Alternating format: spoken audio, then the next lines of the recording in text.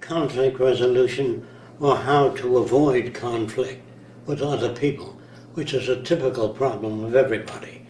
The reason for conflict is because people come from different places, different environments, and they bring with them attitudes which they picked up there.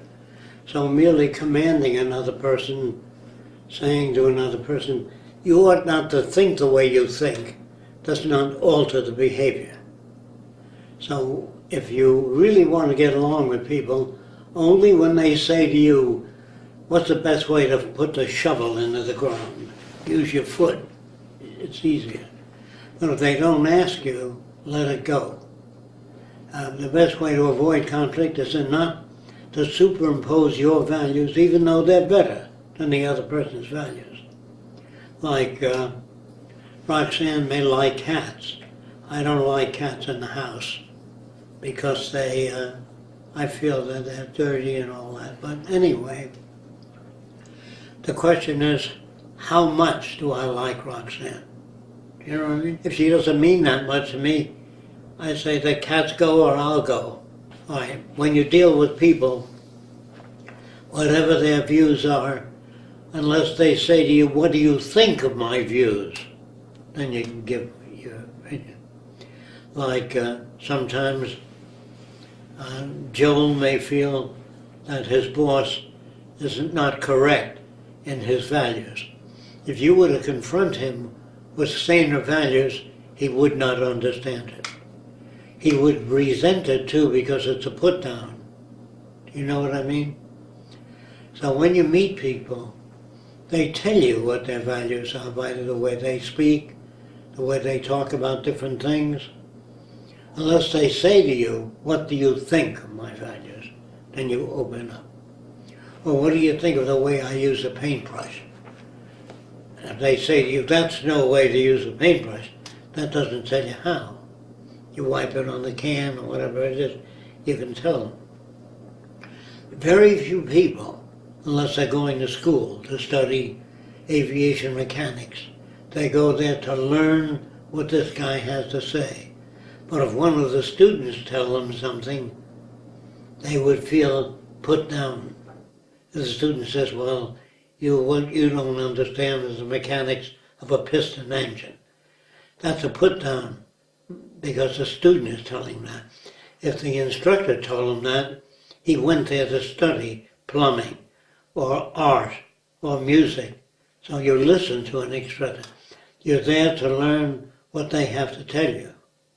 But when you meet ordinary people, if Roxanne, say, is working at something, and it's very important to her, and it's a phone call, which detracts her away from that, and she may go back and not continue along the lines.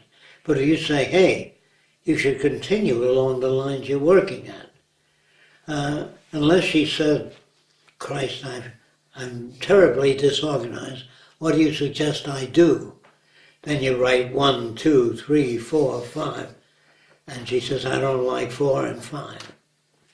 But don't argue with her. If she says, I'm not sure of 4 and 5, then you can instruct her. The language tells you whether a person wants to hear more or know more. Anything you say is a put down to normal people. If it improves, if it's overseeing the other person's shortcomings. If another person has shortcomings, you work with those shortcomings, unless they say, how are you able to accomplish 4 films a day and I can only do 1? Then you can say, because you clean out, you bake the oven, and then you water the lawn, then you go back to your job.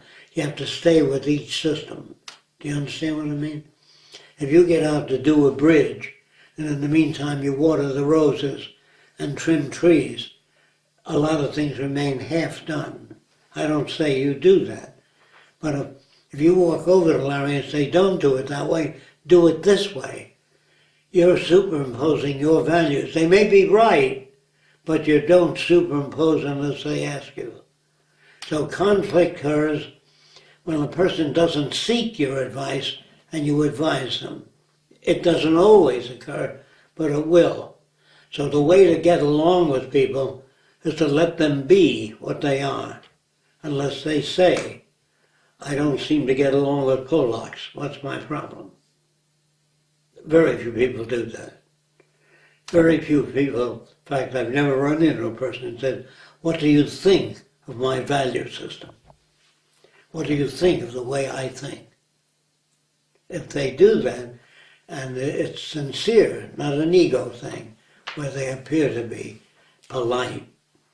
And if a person annoys you in some way, just say, I don't like to discuss races. I mean, if you want to be a racist, okay, I'm not interested in that. And he said, well, how come you don't see niggers as I see them? You can explain. But if he says, well, God damn it, that's the way I feel, let him talk. Or discharge him if you hired him. You don't want to hear that. We hired a guy. There was a black man up on a pole working on an antenna. And the guy says, I need some rope. He says, tie it around your neck. If you fall, you'll hang yourself. You know, he thought that was appropriate for the black guy. We never hired him again because he was too low grade. To undo that, you have to undo his whole life. And either you hire a guy to put up an antenna or you work on his whole life. Your question is, how different is the person's background than yours? And does the person seek information? And if they did, don't feel like you're instructing them. If you come over and say, Larry, that's no way to use a paint remover. Best thing to do is say, I used to do it that way, then some other guy told me another way.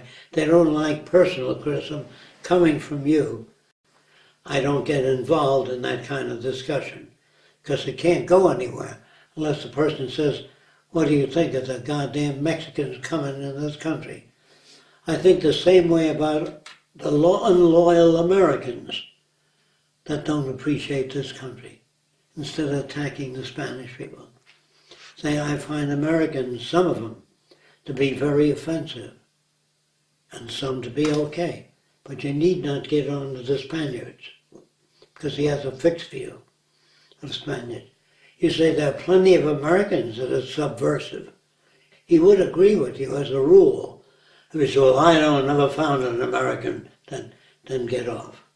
If he doesn't want to discuss it, if he feels satisfied with his point of view, the main thing you have to keep in mind is other people come from different places and they see the same thing you see, but their interpretation is different.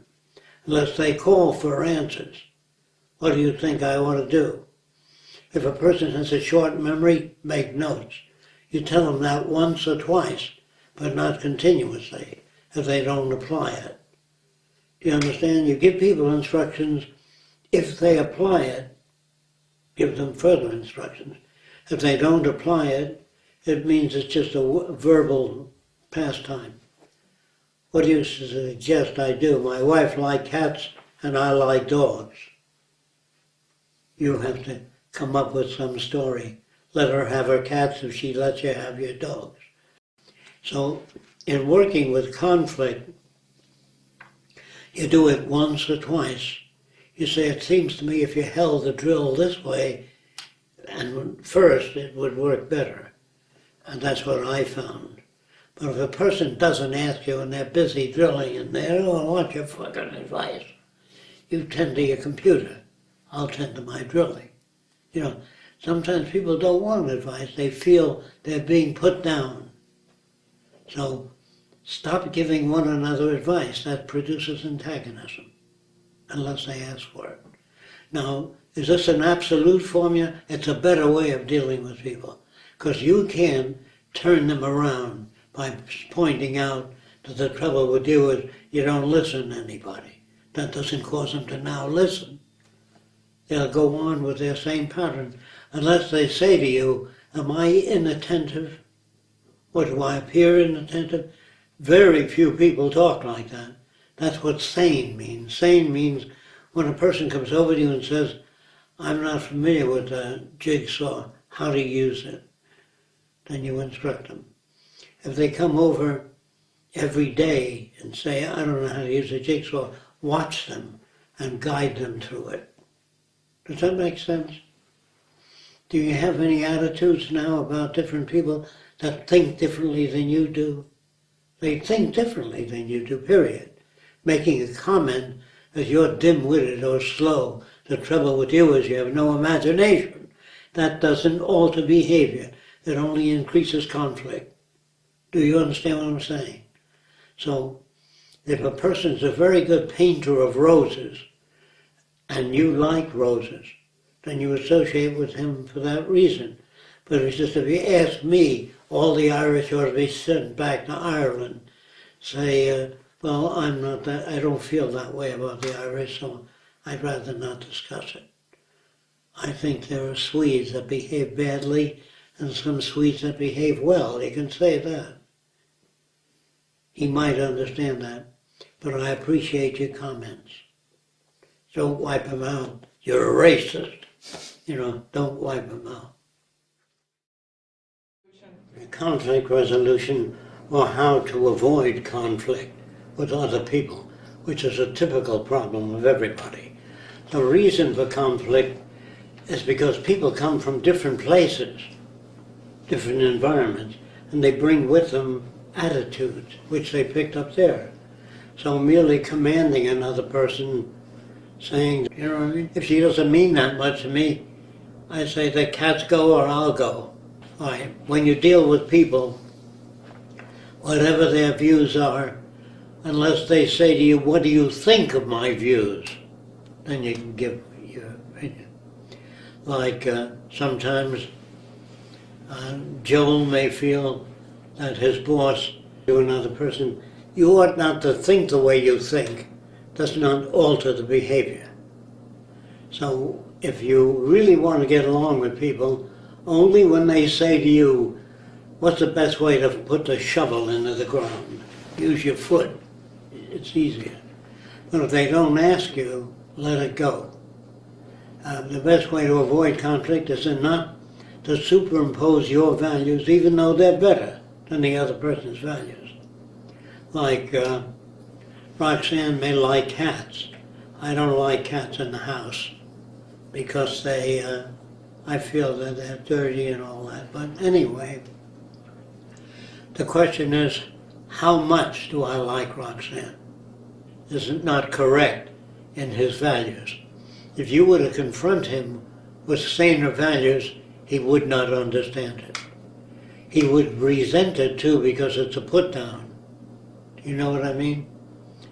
So when you meet people, they tell you what their values are by the way they speak, the way they talk about different things.